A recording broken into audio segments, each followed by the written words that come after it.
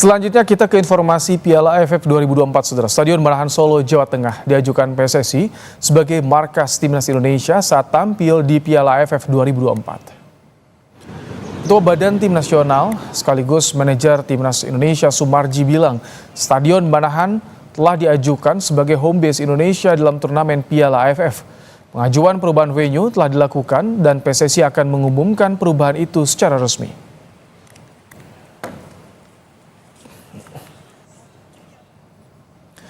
Sumarji menyatakan melalui pesan singkat kepada Kompas TV untuk menunggu rilis resmi PSSI, kami sedang mengajukan perubahan venue dari GBK ke Manahan, mengingat GBK dalam proses perbaikan sampai Maret untuk persiapan kualifikasi Piala Dunia. Timnas telah merilis 33 nama untuk mengikuti training camp persiapan ASEAN Cup, termasuk pemain senior yang bermain di liga luar. Meski demikian, pengamat mendorong ASEAN Cup menjadi kesempatan untuk pemain muda dan menjaga regenerasi Timnas Indonesia. Udah senior, udah istimewa gitu loh. Jadi nggak perlu dikasih jam terbang lagi di kelompok yang junior kalau menurut saya ya. Karena biarkan dia konsentrasi untuk Indonesia senior gitu loh. Nggak usah diturunkan lagi di Piala AFF. Dan Indonesia kan memang belum pernah juara lah. Tapi apa kita ini butuh juara di level AFF gitu ya. Menurut saya udah nggak butuh lagi. Indonesia sekarang harus konsentrasi di kualifikasi Piala Dunia. Menurut saya ini ya egonya Sintayong lah ya. Karena kan dia belum pernah meraih juara dalam tanda kutip itu loh. Asisten pelatih Timnas, Nova Arianto juga telah memantau sejumlah pemain yang telah dipilih Sintayong. Melihat pemain-pemain yang kita persiapkan untuk di AFF ya, karena kebetulan dari Persija, dari Persebaya banyak pemain-pemain yang masuk di pemain yang akan dipanggil sama Coach Indra. PSSI telah merilis 33 nama yang dipanggil untuk mengikuti training camp di Bali. Dari 8 pemain senior, ada 6 pemain yang berkarir di kompetisi luar negeri turut dipanggil.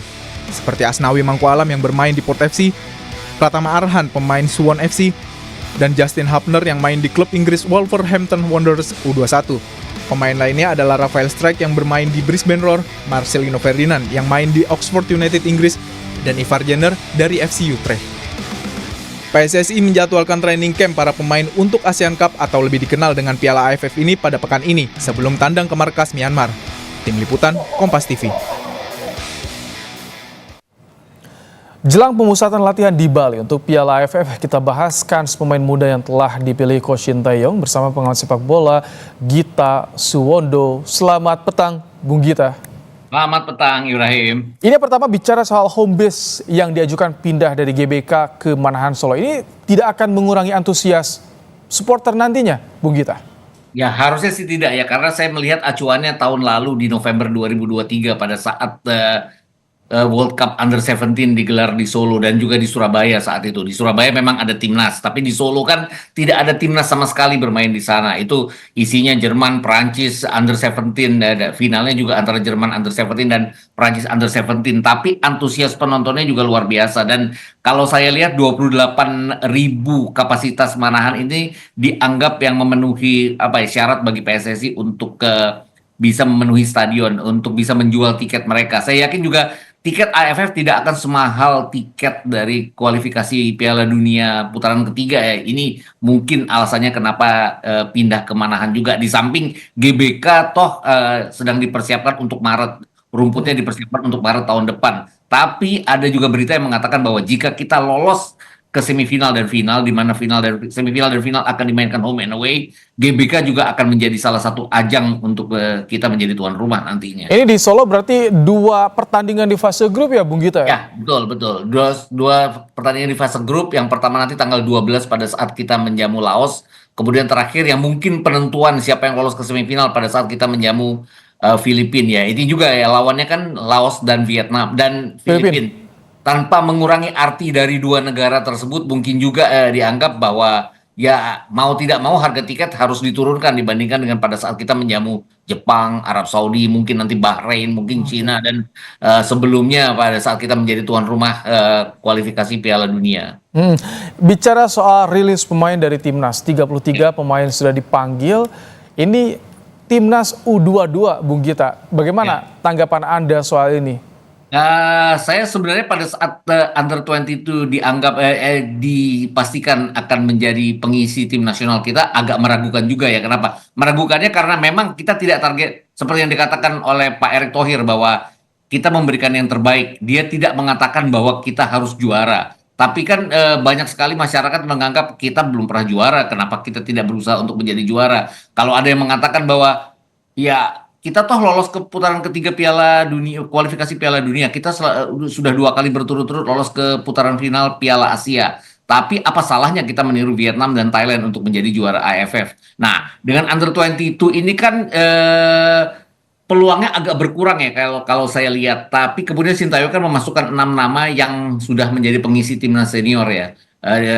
Bahkan dia memasukkan nama Ferrari juga yang sudah berkali-kali walaupun sebagai cadangan mengisi. Ferrari dan Hoki Caraka ya. Ya, Hoki Caraka menjadi pengisi skuad senior. Jadi saya berpendapat bahwa ada kehati-hatian dari Sintayong bahwa dia tidak ingin sampai harus gugur di putaran pertama. Dia ingin setidaknya masuk ke semifinal atau final. Hal-hal seperti itu yang pasti dia perhitungkan kenapa dia memanggil kemudian beberapa pemain senior. Memang tidak ada patokan bahwa AFF harus Under 22 hanya karena sudah dicanangkan oleh Pak Erick bahwa sekarang adalah saatnya Under 22. Jadi semua orang berpendapat bahwa kenapa harus memasukkan senior, tapi itu kan hak pelatih ya, siapapun yang dia ingin masukkan gitu. Jadi ini bagaimana nanti pemain muda bisa langsung nyetel dengan pemain yang di timnas senior nih, Bung Gita? Ya, TC pasti akan ada ya yang direncanakan akan di Bali. Tapi mungkin TC ini tidak akan berlaku bagi para pemain senior. Saya nggak yakin bahwa mereka akan dirilis oleh klubnya masing-masing. Karena saya lihat weekend kemarin bahkan nama Marcelino Ferdinand itu masuk di daftar susunan pemain bagi Oxford.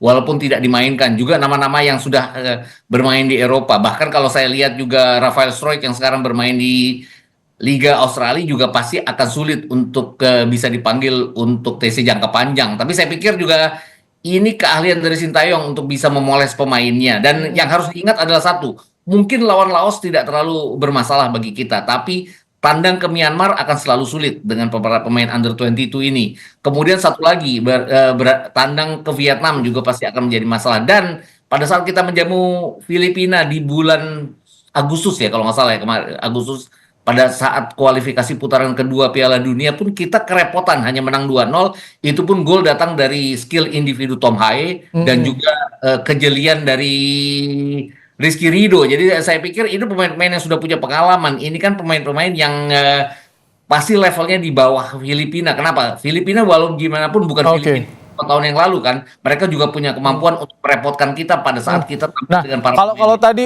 dengan berbagai perhitungan yang tadi Anda sampaikan, sebetulnya kita prioritasnya mana nih? Regenerasi atau target juara di AFF sebetulnya? Saya nggak yakin target juara. Saya pikir ini untuk regenerasi, untuk siapa yang nanti akan terpilih. Karena tahun depan kan ada SEA Games, itu Under 23 jelas. Kemudian ada Piala Asia Under 23 juga. Ini pasti sudah tidak bisa memakai beberapa pemain yang kemarin sampai lolos ke semifinal Piala Asia Under 23. Jadi pemain-pemain inilah yang nantinya akan diusahakan untuk bisa bermain cukup baik untuk bersaing dengan saingan-saingan kita di Asia nanti pada saat Piala Asia Under 23 atau SEA Games nanti tahun 2025. Oke, terima kasih Bung Gita Suwondo untuk Sama-sama. ulasannya di program Kompas Petang sore hari ini.